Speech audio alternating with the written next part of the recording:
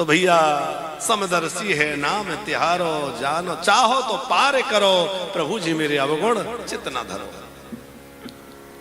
तो नारद जी कह रहे हैं समरथ को नहीं दोष गोसाई, समरथ में जाकर के दोष भी गुण बन जाते हैं, समर्थ में जाकर के। अब छोटी सी बिटिया पार्वती ने जब ये सब बातें सुनी तो पार्वती जी के मन में लगा कि अब मुझे शिव जी के लिए तप करना चाहिए।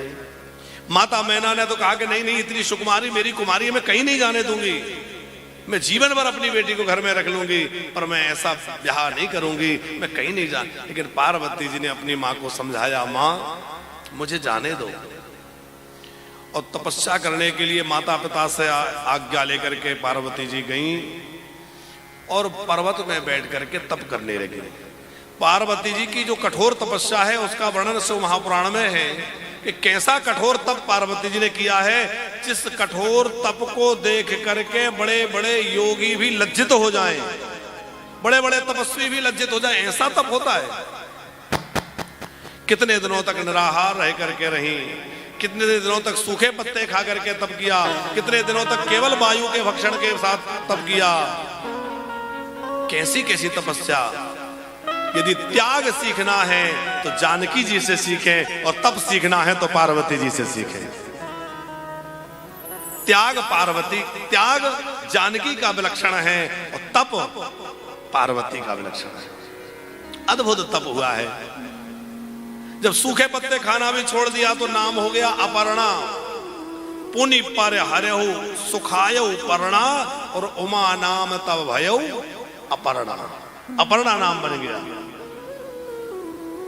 हजारों हजारों वर्ष तपस्या करी इनकी इस कठोर तपस्या को देखकर, और भगवान शंकर ने देव ऋषि नारद को वह सप्तऋषियों को भेजा। अच्छा, इसके पहले एक बड़ी सुंदर कथा है, सप्तऋषियों को बाद में भेजा है कि पार्वती जी की कठोर तपस्या देख करके रामचरितमानस में गोस्वामी जी ने उसका वर्णन किया है। राम जी गए भोले बाबा के पास और राम जी ने जाकर भगवान शंकर से कहा, महादेव मैं कुछ आपको सुनाने के लिए आया हूं। भोले बाबा ने कहा, सुनाओ, क्या सुनाने आए हैं? बोले, मैं कथा सुनाने आया हूं। किसकी कथा सुनाने आए हो? तो बोले, सुनो तो पता चल जाएगा। तो भगवान शंकर ने पार्वती कर जन्म सुनावा, पार्वती जी की कथा सुनाई। भोले बाबा के नेत्र सजल हो गए। देखो, एक वो थी जो इनकी कथा सुनी नहीं और एक ये है जो उन्हीं की कथा सुनाने आए हैं। उसने इनकी कथा नहीं सुनी और आज वही इनकी कथा सुना। अच्छा, भोले बाबा मुस्कुराए और पूछे, अच्छा ये बताओ आप कब से कथावाचक बन गए? राम जी बोले, हम तो जन्म से ही कथावाचक हैं। जन्म से? बोले, हाँ, जब हमारा जन्म हुआ तो कहे कथा सुहाई माँ तो बुझाई, जेहि प्रकार सुत प्रेम लहे। आकर क्या किया? राम जी ने सबसे पहले कथा सुनाई। बोले, हम तो जन्म से ही कथावाचक है, हमने शुरुआती कथा से करी। कुछ लोग होते हैं जन्म से ही कथावाचक। अच्छा, इस बात में हम इसलिए नहीं कि हमारे पुत्र हैं, पर एक बात मन में आती है, चिरंजीव रामांश जो है इनका जन्म भी लगता है कथा के लिए ही हुआ है। क्योंकि जब ये बहुत छोटे से थे तो तब हम कथा भी नहीं करते थे। तब हमारे भोपाल के बड़े श्रद्धे मुकेश महाराज जी कथा करते थे, तो हम उन कथाओं का आयोजन करते थे। यज्ञाचार्य रहते थे, हमने यज्ञ भी अपने आचार्यत्व में खूब किए, तो हम यज्ञाचार्य रहते और महाराज जी कथा सुनाते। तो ये जब उस समय बहुत छोटे थे, 2 वर्ष के आसपास रहे होंगे, तो मंच पे 2 वर्ष में भी ऐसे बैठे रहते थे और बस टकटकी लगाए उनको देखते रहते व्यास जी की ओर। फिर थोड़े और बड़े हो गए, थोड़ा थोड़ा बोलने लगे। 1-2 साल बाद जब भी कथा हो हम कहीं ले जाएं तो बस उनको, तो बाद में बड़े हो गए थोड़े से। तो एक बार मुकेश महाराज जी के हम गए तो मुकेश महाराज जी ने पूछा, बड़े हो गए क्या बनोगे? तो बोले, मुकेश महाराज। तो मुकेश महाराज जी ने कहा, फिर मुकेश महाराज क्यों बनना है? बनना ही है तो मुरारी बाबू बनना। ये भी उनके शब्द थे। तो खूब कथाएं सुनी, पर अब हम बार बार इनसे ये कहते, भैया बचपन में तो सुनी पर अब भी कभी मत करो। क्योंकि अभी ये मत समझो कि परिपक्व हो गए हैं, उसके लिए खूब रगड़, जितनी रगड़ होगी उतना, जैसे मेहंदी है, मेहंदी को जितना रगड़ोगे उतना रंग जमेगा, उतना ही भैया ये कथा का रंग जमाना है तो रगड़ना पड़ेगा, अपने आप को थोड़ा उसमें डुबाना पड़ेगा, जितना डूबेंगे उतना रस बढ़ेगा। तो राम जी बोले हम तो जन्म से ही कथावाचक हैं। अच्छा अच्छा कथावाचक जी सुनाओ। तो बड़े प्रेम से राम जी ने पार्वती जी के जन्म के प्रसंग को सुनाया और पार्वती का जन्म सुन के भगवान शंकर के नेत्र सजल हो गए। और जब कथा सुनी, कहा क्या चाहते हैं? तो राम जी ने कहा कथा सुनी है तो दक्षिणा चाहते, कथा सुनाई है, दक्षिणा मांगो, क्या चाहते हो? तो राम जी ने क्या दक्षिणा मांगी कि आप पार्वती जी से विवाह कर लीजिए, ये दक्षिणा दे दीजिए। अच्छा भोले बाबा के और राम जी के 3 तरह के संबंध है। अच्छा पहले तो ये बताओ, आपको विवाह की जल्दी तो नहीं है? आराम से चले, देखो जल्दी जल्दी करो तो ब्याह तो जरा में हो जाएगा। है? हमारी शशिकला माता जी कह रही आराम से करो, आज नहीं होगा तो कल हो जाएगा। अच्छा आज ना हो तो कल हो जाए, पर कल नहीं हुआ तो है नहीं, आज ही हो जाएगा, चिंता नहीं करना। पर एक बात है कि कल भी ना हुआ तो फिर चिंता की बात नहीं है। हमारे जंघेल जी ने 22 सितंबर लिखवा दी है। आज के 22 सितंबर से श्रीमद देवी भागवत कथा यहाँ नवरात्रि के पर्व पर होगी। नवरात्रि में देवी भागवत की तिथि आपने आज सुनिश्चित कर दी है। उसी समय माता वैष्णो देवी के मंदिर की छत डल जाएगी और माता वैष्णो का मंदिर बनना प्रारंभ हो जाएगा। तो भोले बाबा के और राम जी के जो संबंध है वो 3 प्रकार से हैं, सेवक, स्वामी, सखा। तो राम जी ने कहा कि यदि आप मुझे अपना सेवक मानते हैं तो सेवक तो विनती कर सकता है, इसलिए आवो विनती मम सुना हो शिवो। यदि मुझे सेवक मानते हो तो मेरी विनती सुन लो। और यदि मुझे मित्र मानते हो, जो मो पर निज ने, यदि मुझे मित्र मानते हो, मुझ पर प्रेम है तो मेरी बात मान लो। और यदि मुझे अपना स्वामी मानते हो, जाय यहीं से यदि मुझे अपना स्वामी मानते हो तो मेरी आज्ञा है, जाओ और पार्वती से ब्याह कर लो। तो 3 प्रकार से कहा ये बात, जाय ब्याह शैल जई यह मोह मांगे देव। और यदि मुझे कथा की दक्षिणा देना चाहते हो तो यह मोह मांगे देव कि मेरे पार्वती से ब्याह कर लियो। भोले बाबा ने कहा सिर धर आयसु करही तुम्हारा। राम जी बोले नहीं नहीं नहीं, सिर पे मत रखना। क्यों? बोले आपके सिर पे गंगा जी है, मेरी आज्ञा बह जाएगी। तो बोले मेरी आज्ञा को हृदय में धारिए। तब जो है भगवान शंकर ने उस आज्ञा को श्रोधार्य किया और सप्तऋषियों को बुलाया और सप्तऋषियों से कहा कि जाकर के पार्वती की परीक्षा लो। सप्तऋषि भेष बदल करके पार्वती की परीक्षा लेने गए। अब सोनी जी यहां एक प्रश्न खड़ा होता है कि जब राम जी ने कह दिया कि विवाह कर लो तो परीक्षा क्यों?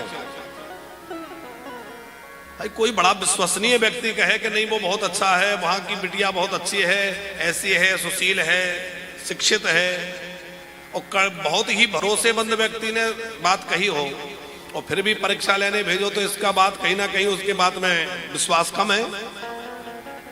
तो राम जी ने कह दिया फिर भी भोले बाबा परीक्षा लेने जा रहे हैं या दिल परीक्षा लगा रहे हैं, क्यों? बोले इसलिए उसका एक कारण है। कारण क्या है? कारण यह है कि इन्होंने मेरे राम जी को बिना परीक्षा के स्वीकार नहीं किया, तो मैं भी इनको बिना परीक्षा के स्वीकार। एक तो ये कारण, लेकिन ये तो एक सामान्य कारण, एक महत्वपूर्ण कारण है। भोले बाबा को लगा कि राम जी सर्वज्ञ हैं, सब जानते हैं, पर राम जी में एक कमी है। क्या कमी है? बोले इनको किसी के दोष देखना नहीं आता। यदि दोष देखना आता होता तो क्या बताओ पूतना का उद्धार हो पाता? भगवान में सर्वज्ञता है, सब कुछ कर सकते हैं, पर भगवान में एक कमी है कि उन्हें अपने भक्तों के दोष देखना नहीं आता। तो भोले बाबा ने सप्तऋषियों को भेजा। सप्तऋषियों ने जाकर कहा, देवी ये क्या कर रही हो, इतना सुंदर स्वरूप है, ऐसी सुकुमार अवस्था तुम्हारी है, तो तुम इस पर्वत में बैठ के कठोर तप किसके लिए कर रही हो? पार्वती जी ने कहा, महात्मा ने क्या बताएं, मेरा चित्त कुछ हठीला है। जैसे कोई पानी के ऊपर दीवार उठाना चाहे, ऐसे ही मैं भी चाहत तो बारी पर भीति उठावा, मैं जो है पानी पर दीवार उठाना चाहती हूं। क्या मतलब? बोले मैं भगवान शंकर को अपना पति बनाना चाहती हूं। सप्तऋषियों ने कहा, ये तुम्हें किसने कहा कि शंकर जी ब्याह कर लेंगे? बोले मेरे गुरुजी ने। कौन है तुम्हारे गुरुजी? बोले नारद जी। अब सप्तऋषियों ने, अरे देवी वही हम कहें, इतनी छोटी प्यारी सी बिटिया ये कहां भटक गई? ओ बाबा जी के चक्कर में पड़ गई। आज तक ये बताओ, नारद जी के कहने से किसका घर बसा है? नारद जी के द्वारा किस कोई घर बसाया आज तक? तो तुम्हारा घर बस जाएगा। इतना सुनते ही पार्वती जी ने कानों पे हाथ रख लिया। आपसे हाथ जोड़ के प्रार्थना है, मेरे गुरु जी की निंदा मत करना, क्योंकि गुरु के वचन प्रति देना जय, गुरु के वचन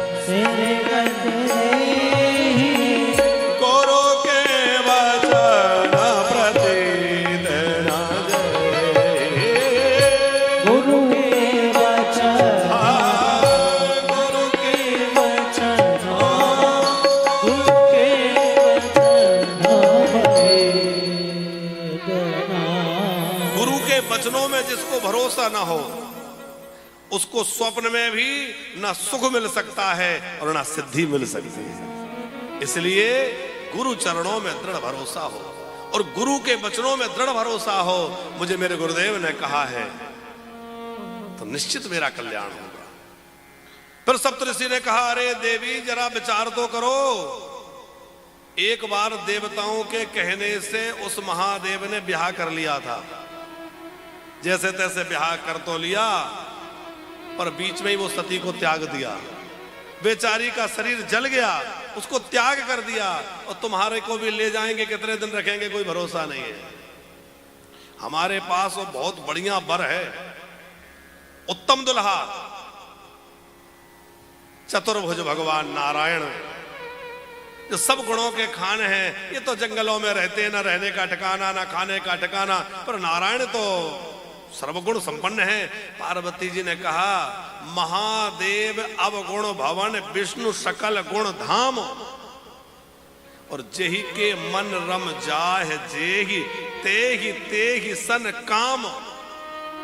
मैं आपकी बात मान लेती हूं कि भगवान शंकर में कोई गुण नहीं है, नारायण गुणों के धाम है, पर जिसके मन में जो बस जाए उसको तो उससे काम है। मुझे तो भोले बाबा प्रिय है और कोई प्रिय नहीं है।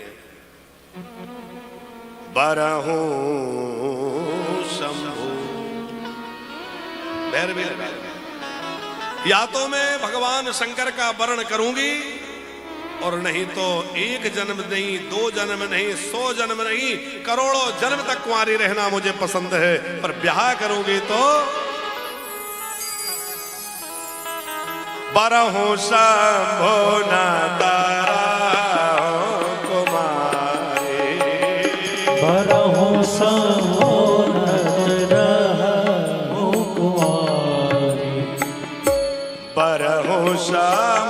न तारा कुमारी, बरहु शंभो न रहूं कुमारी, बरहु शंभो न रहूं कुमारी, बरहु शंभो न रहूं कुमारी। जन्म कोटि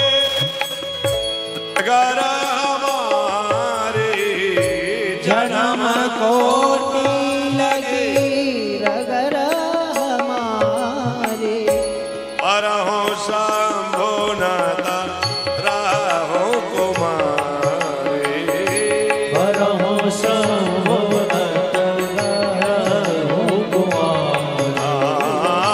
परहो शंभो नाथ परहो शंभो परहो शंभो नाथ राहो कुमारे। एक जन्म का दो जन्म का प्रेम नहीं है, हमारा करोड़ों जन्म का प्रेम है। जन्म कोटि लगी रगल है हमारी। बार बार जब नारद जी के विषय में कुछ कहा, पार्वती जी बोली देखो एक बात है, मेरा जन्म हुआ है पर्वत से, और पर्वत अडिग होता है, तो पर्वत से जन्म होने के कारण मेरा विश्वास, मेरी श्रद्धा भी अडिग है। आप चाहे जितना डिगाना चाहे, पर वो डिगने वाली नहीं है, क्योंकि मैं पर्वत की पुत्री हूं, मैं पार्वती हूं। पार्वती का मतलब जो पर्वत की पुत्री है, इसलिए मैं पार्वती हूं, और मेरा भरोसा डिगने वाला नहीं है। अब तो सप्तऋषियों ने समझ लिया कि अब तो भैया माता पार्वती का प्रण पक्का है, इनका प्रेम निश्चल है। जय हो जय हो जय हो करते हुए वो गए, और शिव पुराण में कथा है कि भगवान शंकर पधारे। जब सप्तऋषियों ने जाकर के कहा तो भोले बाबा भी पार्वती जी के पास आए, और भोले बाबा ने भी परीक्षा ली। फिर भोले बाबा ने कहा तथास्तु अब घर जाइए। और भोले बाबा जो है एक नट बन करके और हिमालय राज के घर पहुंच गए। शिव पुराण में बड़ी प्यारी कथा है। भोले बाबा नट बन करके पहुंचे, और वहां जाकर के चौराहे पर कुछ कौतुक दिखा रहे थे। लोगों ने कहा भाई इतना अद्भुत कौतुक, ये तो राजमहल में होना चाहिए। तो राजमहल में ले जाया गया, और राजमहल में जाकर भगवान शंकर नट बन करके बहुत नाचे। इतना विलक्षण नाच नाचे, क्योंकि शिवजी तो नटराज राज है, क्या कहना, कि मैना महारानी मुदित हो गई। और मैना महारानी ने कहा कि हम तुम्हारे नाटक से, तुम्हारे नृत्य से इतने प्रसन्न हैं कि तुम जो मांगोगे वो दे देंगे। भगवान शंकर ने झोली फैलाई और कहा यदि दे दोगे तो अपनी बेटी दे दोगे। इतना सुनते ही मैना जी का तो माथा ठनक गया। बताओ ये कैसा बाबा, ये कैसा नट है? क्रोध किसने आने दिया इसको? बंदी बना लो इसको। उतने में हिमालय आ गए। क्या हुआ देवी, ये सब कैसा शोरगुल है? बोले देखो तो सही इसके दुस्साहस को। हमने इसकी कला पर रीझ करके इसको थोड़ा अवसर दे दिया, हमने इसको थोड़ा यहाँ अपना नाटक दिखाने दिया, और मांगने को कहा तो हमारी बेटी मांग रहा है। महाराज हिमालय राज सेवकों से कहा बंदी बना लो, और जैसे ही बंदी बनाने के लिए सब दौड़े तो कोई भी भगवान शंकर को स्पर्श नहीं कर पाया। फिर भगवान शंकर के स्वरूप में भगवान नारायण का दर्शन, वो नट के रूप में, उस नट में नारायण प्रकट हो गए। हिमालय ने कहा ये नारायण है, तब तक ब्रह्मा जी प्रकट हो गए। नारायण है कि ब्रह्मा है, तब तक शंकर जी प्रकट हो गए, और उसी समय नट वहां से अंतर ध्यान हो गए। और हिमालय समझ गए कि ना ये नारायण थे ना ये ब्रह्मा थे, ये तो भगवान महादेव थे, देवादिदेव भोलेनाथ थे। पर भगवान शंकर जो है वहां से लौटे और आकर के कैलाश पर विराजमान हुए। पार्वती के प्रेम का स्मरण किया, और पार्वती के प्रेम का स्मरण करते करते, राम चरणों का ध्यान करते करते और समाधि लग गई। अब भोले बाबा की समाधि लग गई, पार्वती जी तो तपस्या करके घर चली गई। भगवान महादेव समाधिस्थ हो गए। कथा आप सब जानते हैं। उसी समय तारकासुर हुआ, और तारकासुर को मारने के लिए एक ही उपाय है कि शिव जी के पुत्र से मरेगा। भगवान शंकर की समाधि कैसे भंग हो? तो समाधि भंग करने की जिम्मेवारी किसको दे रखी है? ये डिपार्टमेंट किसके पास है? कामदेव के पास। कामदेव बोले देखो हम पहले ही बहुत बार परेशान हो चुके हैं, आज तक सफलता नहीं मिली, मत भेजा करो हमें। नहीं तुम्हें जाना पड़ेगा। कामदेव समझ गया कि अब की बार लौट के नहीं आऊंगा, पर चलो लोकहित होगा। एक बात हमारे मन में एक दिन आई कौशिक जी, इस बात को कहते, प्रसंग को कहते कहते, कि कामदेव को भगवान शंकर ने जलाया तो सही, पर एक वरदान दिया कि तुम कृष्ण के पुत्र बनोगे, वरदान दिया। क्यों? इसलिए कि कामदेव ने शिव जी की समाधि भंग तो करना चाहिए, लेकिन किस लिए? बोले लोक मंगल के लिए और लोक उपकार अथवा परोपकार के लिए कामदेव ने अपना जीवन त्याग किया है। कि भगवान शंकर ने कहा कि तुम कृष्ण के पुत्र बनोगे। भैया परोपकार के लिए जो जाएगा उसको तो परमात्मा मिल ही जाएगा। परहित बसो, परहित बसो जिनके मन माहे, परहित बसो जिनके मन माहे, इन्हें कहाँ जागे दुर्लभ कछु नाहि, इन्हें कहाँ जागे दुर्लभ कछु नाहि। परहित बसो जिनके मन माहि, परहित बसो जिनके मन माहि, इन्हें कहाँ जागे दुर्लभ कछु नाहि, इन्हें कहाँ जागे दुर्लभ कछु नाहि। जिनके अंदर परोपकार की भावना है उनको जीवन में कोई वस्तु दुर्लभ नहीं रह जाती, उनको सब कुछ प्राप्त हो जाता है। अरे और तो सब छोड़िए, भगवान प्राप्त हो जाते हैं, परमार्थ के मार्ग पर चल रहे थे।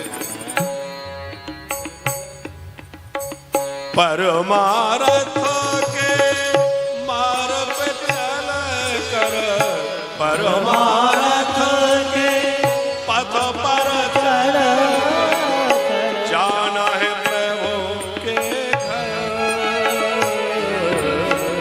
जाना है प्रभु के घर। राम भजन कर मनवा मोरे, राम भजन गोविंद सुमरन कर, गोविंद सुमिरन कर। राम भजन कर मनवा मेरे गोविंद सुमरन कर, परमार्थ के राह पर चलकर जाना है प्रभु के घर। परमार्थ के पद पर जो चलता है उसके लिए सब सहज हो जाता है। तो इसका उदाहरण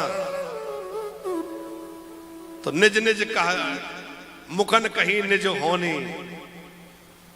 तो सोनी जी, हमने लोगों को वृंदावन वास देने का मन में विचार किया कि हमारे बुजुर्ग वृंदावन वास करें, बुढ़ापे में ब्रज में रहें और उनका बुढ़ापा वृंदावन में बीते, भगवान के धाम में रहें। तो लोगों को वृंदावन की प्राप्ति तो अब करा रहे हैं, पर हमको तो भगवान ने 3-4 वर्ष पहले ही वृंदावन का वास दे दिया और सब परिवार वृंदावन बसा दिया है? तो हम यही सोचते हैं कि हमारे जीवन में ऐसा क्या हमने सत्कर्म किया होगा कि हमें ब्रजवास मिल गया। बड़े बड़े योगी, बड़े बड़े सिद्ध जिस ब्रजवास की चाह करते हुए तड़पते रहते, नहीं मिलता। हमें लगता है शायद इसीलिए श्री जी ने कृपा कर दी कि हमारे मन में दूसरों को वृंदावन बसाने का भाव आया। तो ठाकुर जी ने कहा चलो पहले तुम्हें बसा दे।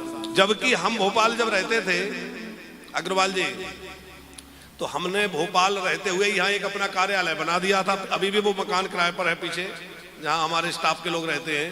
वो मकान किराए पे लिया और वहाँ एक कार्यालय बना दिया। हम तो भोपाल रहेंगे, वहाँ आश्रम बनेगा, कार्यालय रहेगा, लोग देखते रहेंगे और हम यहीं, वहाँ हमारा आने जाने का कोई विचार ऐसा नहीं था कि हम वहाँ रहेंगे। तो बस ये था कि हम तो भोपाल में अपने घर में रह ही रहे। वहाँ एक कार्यालय बना दिया, 2-4 लोग वहाँ रहेंगे, देखभाल करते रहेंगे, वहाँ आश्रम बन जाएगा, लोग वहाँ रहेंगे। अचानक एक दिन कहा कि चलो वृंदावन चलें। हमारे पास जो गाड़ी थी वैगनआर कार, चलते। दिसंबर का महीना, ठंडे शुरू हो गई थी और हम अपने बच्चों को लेकर के, तो कोई खास सामान नहीं लिया, जो ऐसा पहनने के कपड़े। और बड़ी बात यह है कि आज भी जितने कपड़े लेके वहां से आए थे उतने ही सामान वहां से लाए। बाद में भी ऐसा नहीं कि फिर कुछ सामान और ले आए हो, उतने ही सामान लेके आए और उतने में बस गए और आज तक पर और ऐसे भोपाल गए 1 साल बाद, पर गए बस 1 दिन 2 दिन के लिए। तो बस ये बात हम इसलिए कह रहे हैं कि सहज कोई योजना नहीं, कोई तैयारी नहीं, कोई वो नहीं, बस सहज में ठाकुर जी ने कब लाके यहाँ बिठा दिया। हम तो घूमने आए थे कि चलो वहाँ जो व्यवस्था बन रही है उसको 2-4 दिन देख आवे, और फिर यहाँ ऐसी भूमिका बनी कि बस अब यहीं रहेंगे और मिथिला कुंज बोले किराए से ले लिया जाए, यहीं कथा करेंगे, लगातार कथा। तो ये सब ठाकुर जी ने अनायास, हमने कभी सोचा नहीं था कैसे होगा, पर हम ये बात इसलिए कह रहे हैं कि भैया आप परोपकार करने का सोचिए तो सही। आप सोचेंगे तो करेंगे, बाद में आपका भला पहले हो जाएगा, भगवान आप पर कृपा पहले कर देंगे। कामदेव भगवान शंकर की समाधि भंग करने गया, कथा आप सब जानते हैं, खूब कौतुक किया, पर कामदेव के विविध कौतुकों से भी भगवान शंकर की समाधि विचलित नहीं हुई। भगवान महादेव के मन में क्षोभ उत्पन्न हो जाए संभव नहीं है। जब भोलेनाथ के मन में कोई क्षोभ उत्पन्न नहीं हुआ तो कामदेव डर गया, और कामदेव जान गया कि अब मैंने और ज्यादा कोई प्रयास किया तो मेरा मरण सुनिश्चित है। लेकिन फिर भी लोक हित हो, इसलिए कामदेव ने एक आम के वृक्ष की ओट में खड़ा होकर के और 5 फण वाला बाण जैसे ही भगवान शंकर पर छोड़ा, भगवान शंकर के हृदय में जाकर बाण लगा, और जैसे ही महादेव के हृदय में बाण लगा, भगवान शंकर के नेत्र खुल गए। क्यों? जंघेल जी, राम जी के हृदय में, भोले बाबा के हृदय में राम जी रहते हैं, और राम के ऊपर काम का बाण लगे, ये भोले बाबा को स्वीकार नहीं है। हृदय में राम है। भगवान शंकर उठकर खड़े हो गए, चारों ओर देखा, सामने आम के वृक्ष के पीछे छुपा हुआ है काम। अच्छा, आप जरा संकेत समझिए, देखने में तो दिख रहा है आम, पर उसके पीछे खड़ा है कोई खास। कई बार ऐसा होता है कि हमें लगता है ये तो आम बात है, वो व्यक्ति आम समझ के कई काम कर लेता है, पर उस आम के पीछे पता नहीं कौन खास प्रयोजन चल रहा है। इसलिए साधक को आम बातों से भी सावधान रहना चाहिए, क्योंकि आम के पीछे कौन खास खड़ा है? वो खास कौन है? बोले वो काम है जिसने बाण मारा है। महादेव ऐसी दिव्य दृष्टि है कि आम के पीछे खड़े हुए उस खास की ओर दृष्टि चली गई और काम को देख लिया। लेकिन जैसे ही देखा तो तीसरा नेत्र खुल गया, तब से तीसरा नयन उघारा और चितवत काम भयऊ छर छारा, जल करके भस्म हो गया। अच्छा, अभी तक देवता सामने नहीं आए, जबकि दीक्षित जी देवता कहीं कहां थे उस समय? सब आसपास ही थे, सब छुपे हुए थे। कहीं ज्यादा गड़बड़ होगी तो भाग लेंगे, और मामला ठीक ठाक सेट होता दिखा तो निकल लेंगे। आजा, क्योंकि सुर स्वारथी सब देवता छुपे हुए थे। जैसे ही काम जी का दहन हुआ, सब घबराए, भैया निकल लो, भाग लो। कुछ बोले कि देखो, थोड़ा देखो तो क्या होता है। और रोते रोते रति भगवान शंकर के सामने आई और रति रोने लगी। अच्छा, रति शब्द के कई अर्थ हैं। रति उस देवी का नाम तो है ही जो कामदेव की पत्नी है। रति माने शौर्य भी होता है, रति माने प्रेम भी होता है। रति बिन राज, रति बिन काज, रति बिन जोग न होए जति को। भाई भगवान में रति ना हो, कहते हैं ना कि भैया भगवान में रति हो जाए, तो रति बिन राज, राजा के पास यदि रति माने शौर्य नहीं है तो वो राज्य नहीं कर सकता। रति बिन राज, रति बिन काज, किसी काम में आपका मन नहीं लग रहा है तो आप वो काम ठीक से कर नहीं पाएंगे। रति बिन राज, रति बिन काज, रति बिन जोग न होए जति को। वो कवि गंग ने बड़ा प्यारा लिखा है, हमें याद नहीं है, बड़ी सुंदर सुंदर बातें उसमें समाविष्ट करी गई हैं। और आखिरी शब्द उसका है, नर है रति बिन एक रति को। यदि का जीवन में रति नहीं है तो मनुष्य भी रत्ती भर का है। लेकिन वो रति क्या हो? बोले संसार की रति ना हो, काम की रति ना हो, श्री राम की रति हो। साहब जीवन में राम रति आ जाए तो जीवन सफल हो जाए। राम चरण सुखदाई भज मन, राम चरण सुखदाई भज मन।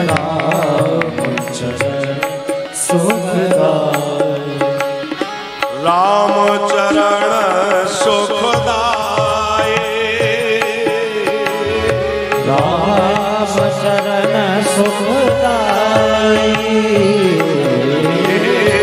राम चरण सुखदाई राम चरण सुखदाई भज राम चरण सुखदाई भज मन राम चरण सुखदाई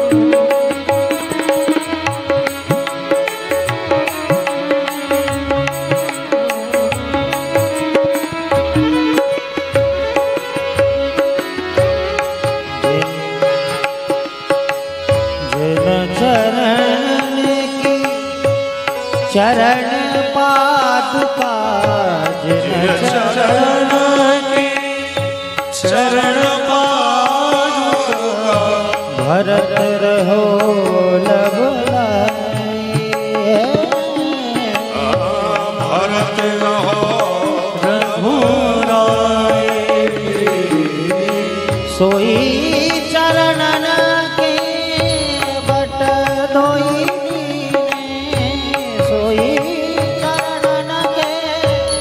बट धोइली तब हरि नाम चलाई तब हरि नाम चलाई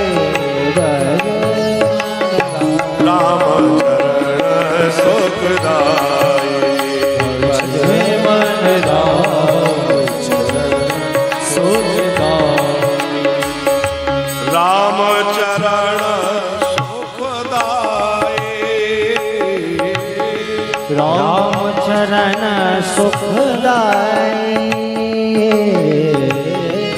राम चरण सुखदाई भज मन राम चरण सुखदाई भज राम चरण सुखदाई भज मन राम चरण सुखदाई भज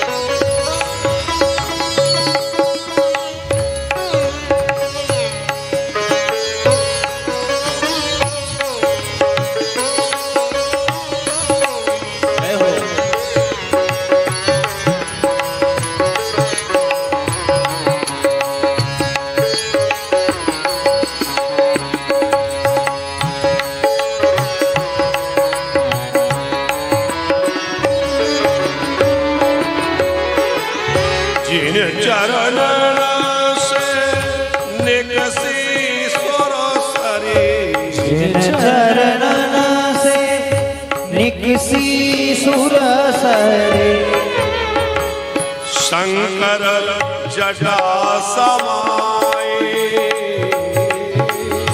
शंकर जटा समाए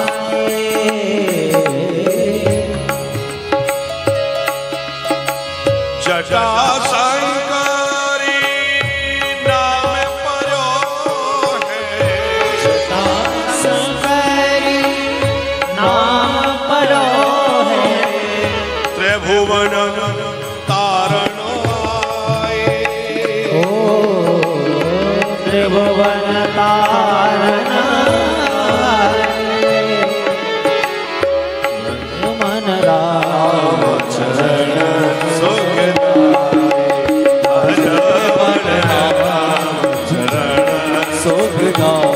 राम चरण चरण चरण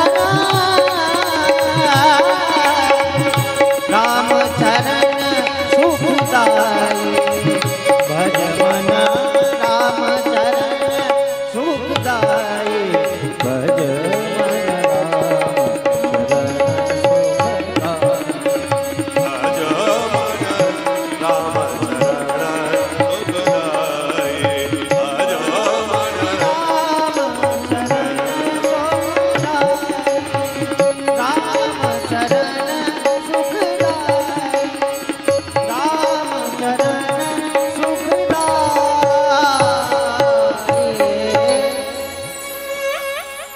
भैया राम चरण ही सुखदाई है, इसलिए रति किसमें हो? बोले रति राम चरण रति, राम चरण रति जो चाहे, अथवा पद निर्वाण जन्म जन्म श्री राम, यह वरदान न आन। तो रति का मतलब कई अर्थों में कहा गया है। और रति जब रोते रोते भगवान महादेव के शरण में आई तो भगवान शंकर दयालु हैं। बोले बाबा को दया आ गई, कहा देवी तुम्हारा पति जो है वह कृष्ण पुत्र के रूप में जन्म लेगा, फिर तुम्हें मिलेगा। फिर रोने लगी कि अरे कब यदुवंश में कृष्ण प्रकट होंगे, तब तक मेरा क्या होगा? बोले तब तक तुम्हारा पति बिना शरीर के सबके अंदर व्याप्त रहेगा। रति बोली इससे मेरा क्या फायदा? अरे रहेगा वो ठीक है, पर मुझे सामने तो नहीं दिखेगा। तब ऐसी भी कथा है, शिव महापुराण की कथा है दीक्षित जी, कि भगवान शंकर ने कामदेव की भस्म देखी और उस कामदेव की भस्म की ओर दृष्टिपात किया और देखते ही उसमें से कामदेव खड़ा होकर जीवित हो गया। भस्म से कामदेव प्रकट हो गया, पुरुष से कामदेव को प्रकट। कामदेव क्षमा मांग करके रति को लेकर के चला गया। फिर कामदेव दोबारा जन्म भी हो गया। कामदेव बिना शरीर के सब में व्याप्त भी रहने लगा और कामदेव जो है वो कृष्ण पुत्र भी हुआ। अच्छा, जब कामदेव जल गया तो जो कामी लोग हैं, जो विषयी भोगी लोग हैं, वो बड़े निराश हो गए थे। अरे जब काम ही जल गया तो संसार नीरस हो जाएगा। और जो सिद्ध मुनि तपस्वी योगी हैं वो निष्कंटक हो गए थे। बोले अब बढ़िया रह गया, सबसे बड़ी बाधा यही था, ये मिट गया, अब बढ़िया भजन करेंगे। पर भगवान महादेव ने सबका समाधान किया है। अब जब रति को वरदान मिल गया, कामदेव जीवित हो गया और सब ठीक ठाक हो गया। अब देवता निकले। कौशिक जी अभी तक छुपे थे, साइलेंट।